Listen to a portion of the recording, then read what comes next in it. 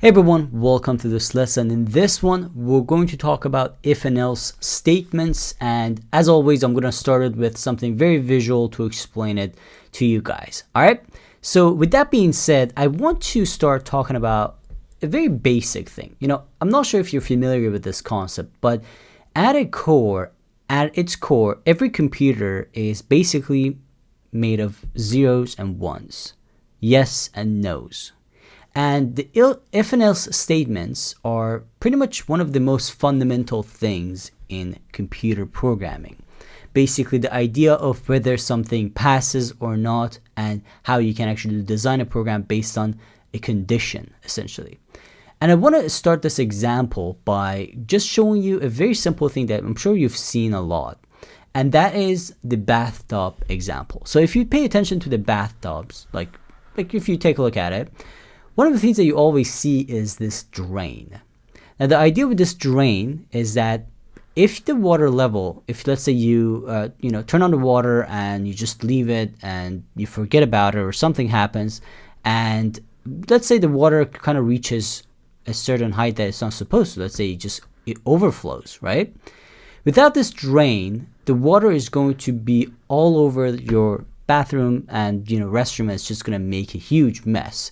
But this overflow is essentially going to protect it from just making a mess and drain it when it reaches that level.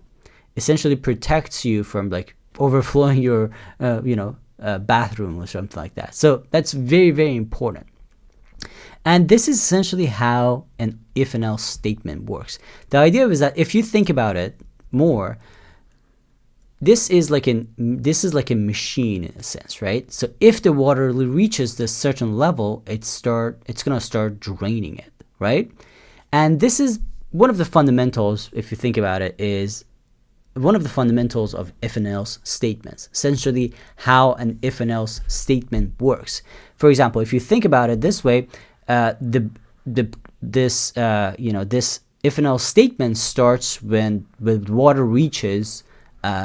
Gets close, or water is running essentially in the bathtub, right?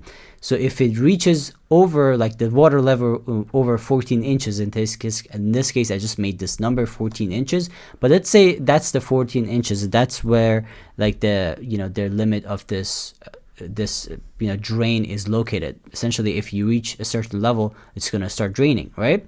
So if it's reached that level, it's going to say yes, it's reached, and it's going to empty the water.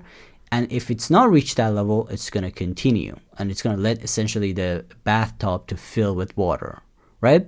So like that's basically how it works. And this is basically the concept of an if and else statement. You essentially make a condition, or you define a condition, and if that condition is met, you're going to do something, and if it's not met, you're going to do something else. And if you think about it, this is pretty much how it works in the code. If condition is met, do this, and if it's not, do this. So again, now else can mean a lot of different things, but you can actually create a lot of complicated code, which we will talk about using if and else statements. But the gist of it is that it starts with an if, and then the condition, whether let's say a number equals certain things, and we will get to the examples of this. I just want to kind of show you the whole thing visually.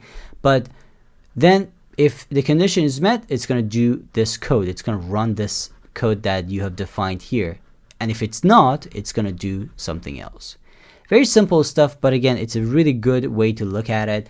And here's an example. For example, if you think about this water, like bathtub example that I just showed you, you can actually code it this way. The water height is like 12 inches, for example. If the water height bigger than 14, print time to drain the water. Else, it's going to print no problem at the moment. So we will talk about a lot of things that you need to understand. For example, there is indents, which you want to understand, as well as like how you actually format if and else statements, and a lot of more complicated stuff. And I'm really excited to share this with you guys, because when you understand if and else statements, you will start becoming very proficient in that certain programming language. That's when you start really understanding it, and that's when you start actually creating stuff, which is pretty awesome. All right, guys, so let's get started. We're going to talk about if and else statements in detail, and I'll see you in the next lesson.